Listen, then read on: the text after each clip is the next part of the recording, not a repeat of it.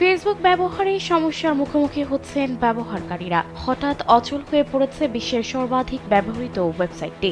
বৃহস্পতিবার বাংলাদেশ সময় সকাল 8:30 নাগাদ ফেসবুকের নিজের অ্যাকাউন্টে প্রবেশ করতে গেলে সরি সামথিং ওয়েন্ট রং লেখা দেখতে পাচ্ছেন ব্যবহারকারীরা। সমস্যার কথা জানিয়ে সামাজিক মাধ্যম এক্সে স্ক্রিনশটও দিচ্ছেন অনেকে। শুধু বাংলাদেশ নয়, বিশ্বের বিভিন্ন প্রান্ত থেকে ব্যবহারকারীরা এই সমস্যার মুখোমুখি হচ্ছেন বলেও তাদের অভিজ্ঞতার কথা শেয়ার করেছেন।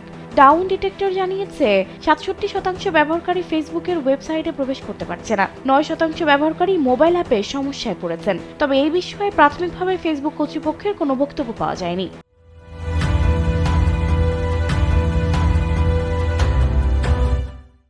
Real time outage monitoring website down ডিটেক্টরের মতে 27 ফেব্রুয়ারি সকাল 8টা থেকে ফেসবুক ডাউন হওয়ার রিপোর্ট করতে শুরু করে ব্যবহারকারীরা।